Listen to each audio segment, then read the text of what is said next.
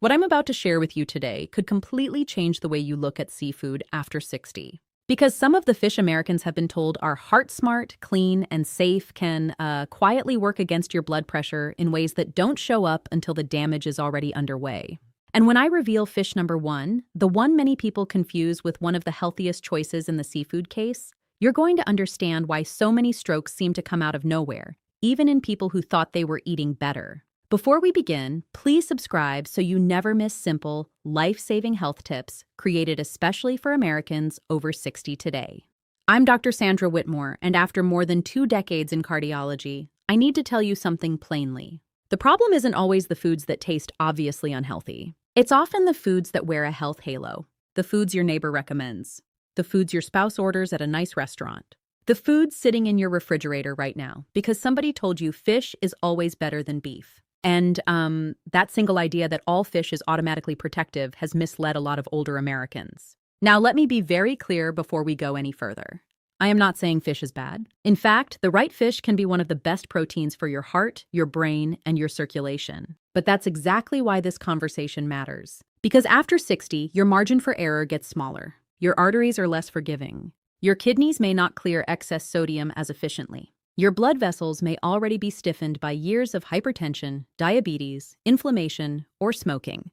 So the wrong fish doesn't just become a minor mistake. It can become the extra push that sends blood pressure higher and pushes stroke risk into dangerous territory. And here's the part most people miss. Strokes rarely feel like they were caused by one dramatic moment. Most of the time, they're the end result of pressure building silently for months or years. Night after night, meal after meal.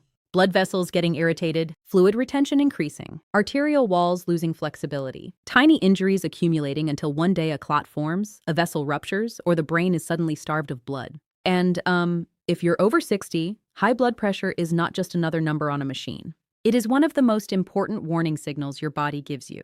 Let me tell you about Harold from Sarasota, Florida, because his story explains why this matters so much. Harold was 72, retired, active, walked every morning, kept his lawn perfect, and honestly believed he ate better than most men his age. He had cut red meat, stopped buying bacon, and started eating fish 4 times a week. His wife was proud of him. His primary doctor thought his food choices sounded excellent. But his home blood pressure log told a different story. Numbers that used to sit around 132/78 started drifting, then climbing, then spiking. Harold could not understand it. He wasn't eating fast food. He wasn't salting his food heavily. He had lost 8 pounds. Yet his evening numbers were suddenly in the 150s. Some mornings they were even higher. Then one Sunday morning, while getting dressed for church, he felt that strange heaviness in his left arm and couldn't get the words out that he wanted to say. Thankfully, his wife acted fast. It was a mild stroke, not a catastrophic one. But during his recovery, when we walked through his meals in detail, one pattern appeared again and again. The fish he trusted most were not the fish his blood vessels needed. That's what we're going to uncover today. 4 common fish choices that can quietly raise blood pressure, stress the arteries, and increase the conditions that make strokes more likely after 60. I'm going to count them down from number 4 to number 1 because each one carries a slightly different danger. Some drive blood pressure up through sodium. Some expose you to higher mercury levels. Some do both in a way that older adults tolerate poorly. And fish number 1 is the one I especially need you to hear because it fools even very health-conscious people. But before I show you number 4, you need to understand why age changes the equation. When you're younger, your body can often compensate for dietary mistakes more efficiently. Your arteries expand a little better. Your kidneys adjust more quickly. Your nervous system can absorb some of the shock. After 60, that flexibility begins to shrink. Salt sensitivity becomes more common. Fluid shifts affect pressure more strongly. Long-standing plaque makes vessel walls less stable. And if you already have hypertension, prediabetes, kidney disease, atrial fibrillation, or a prior TIA, these small dietary choices can hit you much harder than they did at 40. There's another layer too, and this is where seniors get caught off guard. Many older Americans think they've reduced their salt because they stopped shaking salt onto dinner. But the real sodium load often comes hidden inside packaged, cured, smoked, canned, brined, and restaurant foods. That means you can eat something that tastes mild, elegant, even healthy, and still take in enough sodium to push your pressure up for hours. And because blood pressure often rises without any obvious symptom, the damage keeps happening quietly while you feel completely normal. So let's start with fish number 4. This one is sitting on brunch tables, deli platters, bagels, crackers, and holiday trays all across America. Fish number 4 is smoked salmon, especially lox and heavily cured smoked salmon. I know that may sound shocking because salmon itself can be a wonderful heart food. Fresh salmon, baked salmon, grilled salmon, wild salmon, those can be excellent choices. But smoked salmon is a different conversation. Once that fish is heavily salted, cured, or processed for shelf life and flavor, it stops behaving like a simple piece of salmon and starts behaving like a sodium delivery system. Let me tell you about Nancy from Westchester County, New York. Nancy was 68, smart, organized, and the kind of woman who read labels on almost everything. She would never dream of eating a bag of potato chips for lunch. But 3 mornings a week, she had what she believed was a sophisticated, healthy breakfast. Half a bagel, cream cheese, smoked salmon, capers, and sliced tomato. In her mind, it was light, Mediterranean, clean. But when she finally started measuring her blood pressure 2 hours after breakfast, instead of only first thing in the morning, the pattern became obvious. Those were her worst readings of the week. Here's why. Lox and smoked salmon can carry a tremendous sodium load in a surprisingly small serving. And older adults are often more salt-sensitive than they realize. Sodium pulls water into the bloodstream. More fluid in the bloodstream means more volume. More volume means the heart has to push harder. And that means more pressure against arteries that may already be stiff, narrow, or inflamed. If you have even mild kidney impairment, that effect can become stronger. If you already have high blood pressure, smoked salmon can become one of those foods that quietly cancels out the progress you're trying so hard to make. What makes this even trickier is portion distortion. Most people don't eat 1 neat ounce of lox. They eat a generous pile. 2 ounces becomes 3. 3 becomes 4. Then add a bagel, capers, maybe restaurant soup later, maybe crackers at dinner, and your sodium total for the day starts climbing fast. The fish itself doesn't taste aggressively salty to many people because the smoke and fat soften the flavor. But your blood vessels still feel it. And that hidden sodium burden is exactly the kind of thing that pushes some seniors into those dangerous late-day and overnight blood pressure surges. Now, does that mean you can never touch smoked salmon again? That depends on your health profile. For someone over 60 with uncontrolled blood pressure, prior stroke, swelling, kidney disease, or heart failure, I would treat smoked salmon as an occasional indulgence, not a routine breakfast protein. If you absolutely love it, keep portions small and infrequent. Balance the rest of the day carefully, and never fool yourself into thinking it counts the same way as fresh salmon. Because in terms of blood pressure impact, those are not the same food at all. Now let's move to fish number 3, and this one is probably in more American pantries than any other fish on today's list. Fish number 3 is albacore tuna, especially when it becomes a frequent habit. Not once in a while, not a sandwich here and there. I'm talking about the older adult who eats it 3, 4, 5 times a week because it's easy, inexpensive, high in protein, and feels responsible. This is where a healthy staple can slowly turn into a problem. And the issue here is not just sodium. It's mercury. Let me tell you about Robert from Columbus, Ohio. Robert was 70, widowed, practical, and not interested in complicated cooking. His lunch routine was simple: albacore tuna with crackers or tuna salad on toast. Sometimes lunch and dinner. He liked that it was quick, cheap, and supposedly good for the heart. He'd heard for years that fish was better than deli meat, so he leaned on tuna heavily. But as months went on, his pressure became harder to control, and he started complaining of headaches, poor concentration, and this vague sense that he just didn't feel like himself. When we reviewed his diet, the amount of tuna stunned even him. He had stopped noticing it because it had become automatic. That's the danger with pantry foods. They slide into routine without setting off alarm bells. But large fish like albacore accumulate more mercury than smaller fish, and repeated exposure matters. Mercury doesn't help your arteries relax. It does the opposite.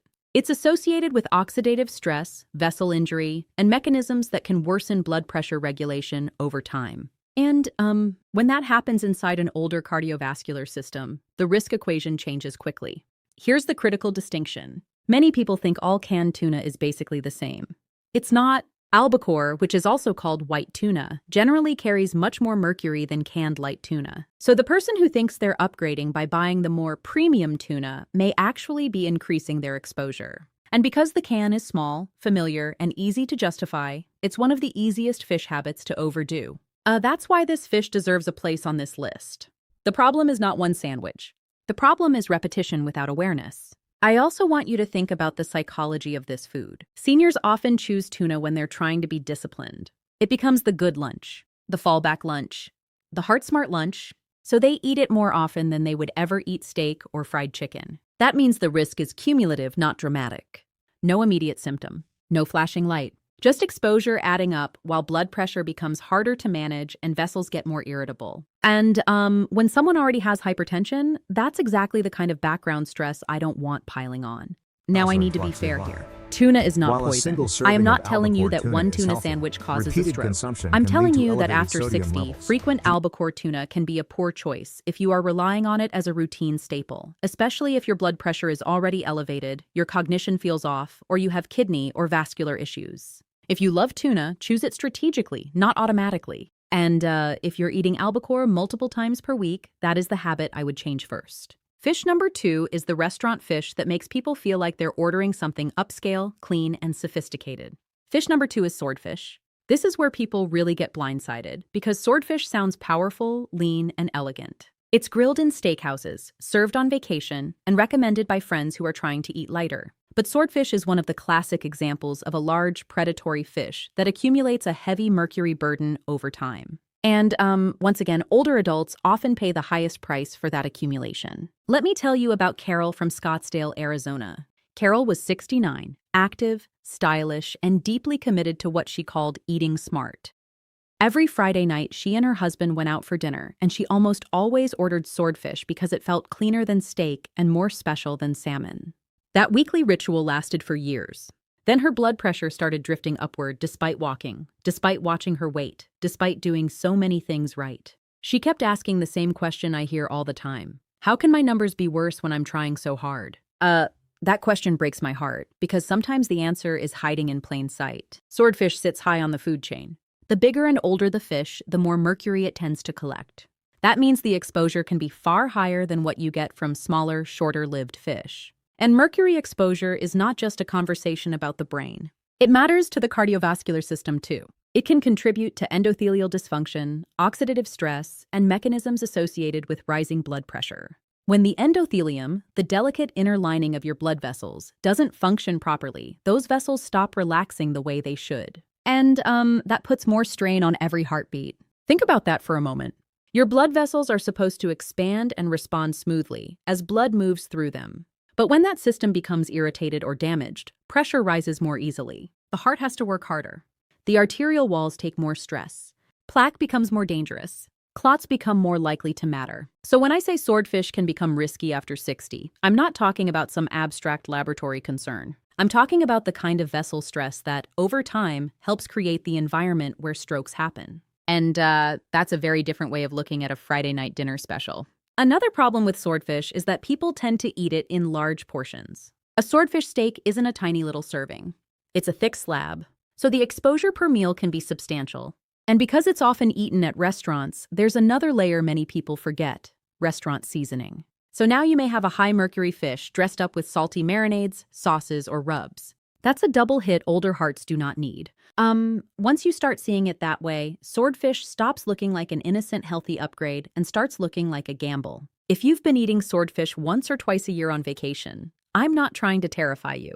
But if it's a routine order, if it's your default healthy restaurant fish, I want you to reconsider it. There are far safer options that don't carry the same mercury burden. And this matters most for the people who are already fighting uphill battles: resistant hypertension, family history of stroke, prior mini-strokes, diabetes, kidney disease, atrial fibrillation, carotid plaque. For those viewers, swordfish is simply not the fish I want in regular rotation. And now we come to fish number 1. This is the fish that earns the top spot because it is both misunderstood and quietly dangerous for the very people trying to protect their hearts. Fish number 1 is king mackerel, not Atlantic mackerel. Not the lower mercury varieties that can actually be quite beneficial. I mean king mackerel, the one many Americans see on menus or in seafood counters and assume belongs in the same category as the healthier mackerels. It does not. And that confusion is exactly why it worries me so much. Let me tell you about Thomas from St. Petersburg, Florida. Thomas was 74, former Coast Guard, loved seafood, and trusted his local fish market completely. He had heard for years that mackerel was rich in omega-3s, good for the heart, and a smart choice for older adults. So when he saw king mackerel on sale, he felt like he was making a textbook healthy decision. He grilled it, ate leftovers the next day, and recommended it to his brother-in-law. But the fish he was buying was not the mackerel his heart needed. It was one of the mercury-heavy versions experts warn people about. This is what makes king mackerel so deceptive. The word mackerel sounds healthy because some mackerel absolutely are.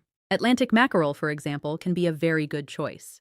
But king mackerel is different. It is a large predatory fish with a high mercury burden, and after 60, that burden matters. Especially if you're eating it because you think it's medicinal. Because now you're not just having it once in a blue moon.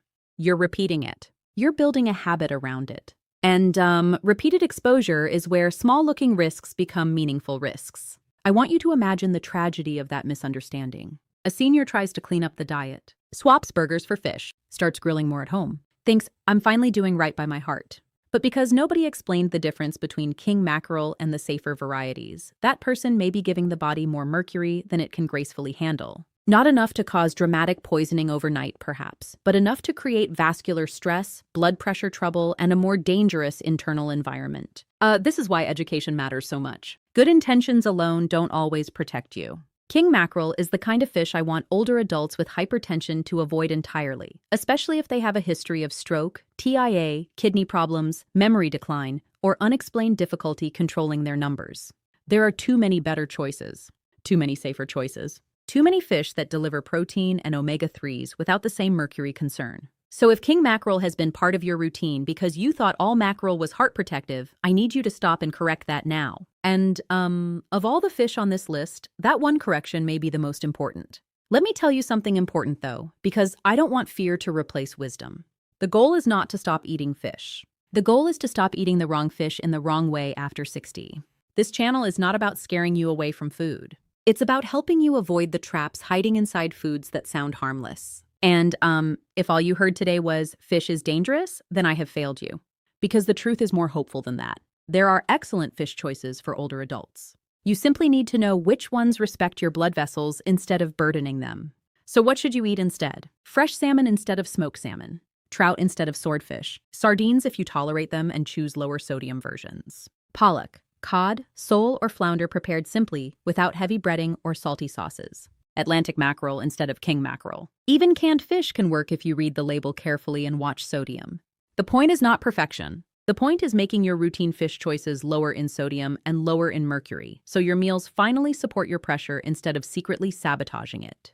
That's the shift I want for you. Preparation matters too, probably more than most people realize. A healthy fish can become a blood pressure problem if it's smoked, cured, heavily sauced, deep-fried, or buried under salty seasoning. I have seen seniors order a perfectly decent piece of fish and then cover it in restaurant tartar sauce, soy-based glaze, blackening spice, or salted butter. Suddenly, the healthy dinner turns into a sodium event. And, that's why the fish itself is only half the story. The other half is what's been done to it before it reaches your plate. Timing matters as well. If you eat a high-sodium fish dinner, your blood pressure may not punish you immediately while you're sitting at the table. The spike may show up later, at night or the next morning, when many people never think to connect it back to dinner. That's one reason stroke risk feels so random to families.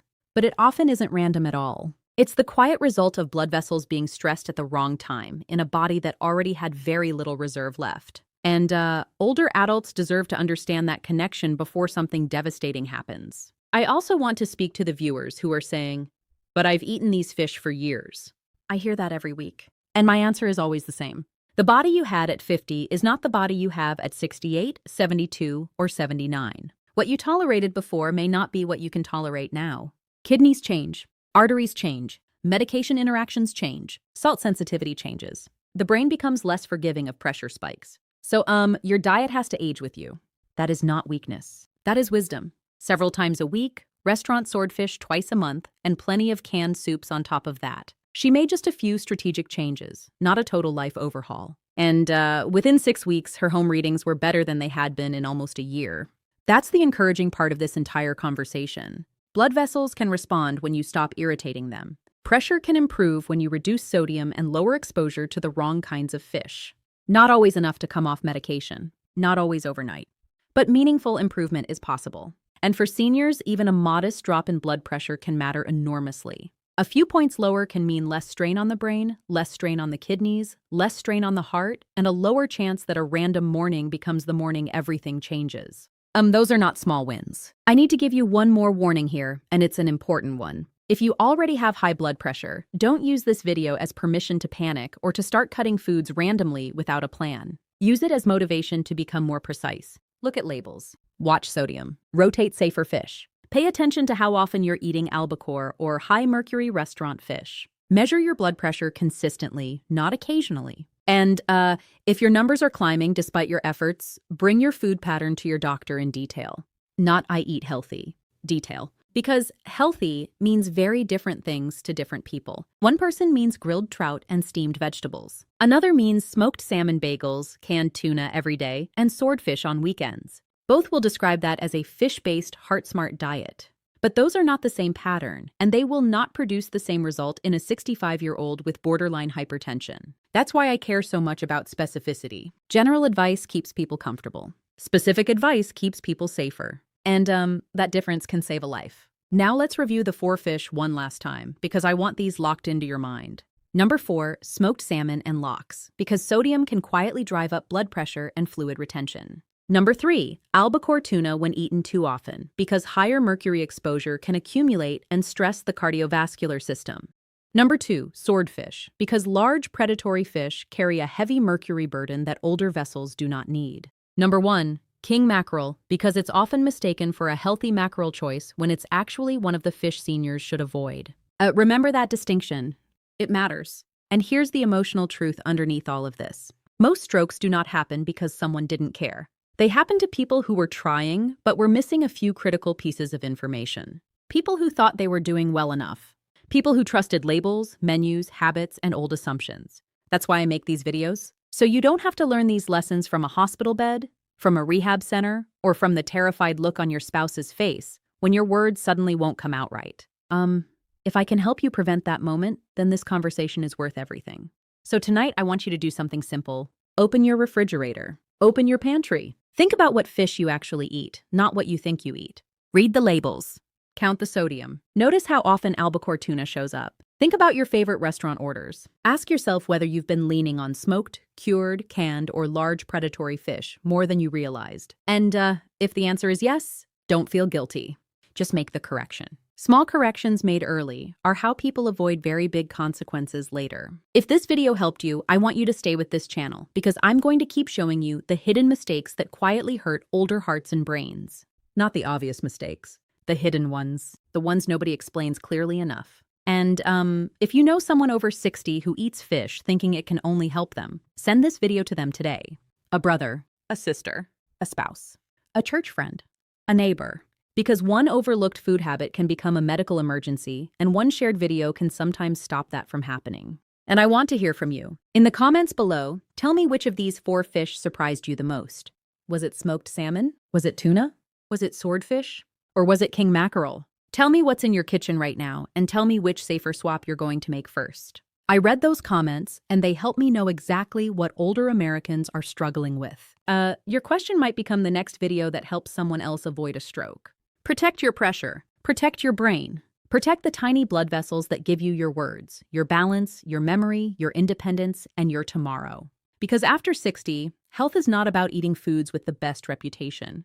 It's about choosing the foods your body can actually handle safely now. That is the difference between feeling virtuous and being protected. And once you understand that difference, you can start making choices that truly work for the life you want to keep living. I'll see you in the next video.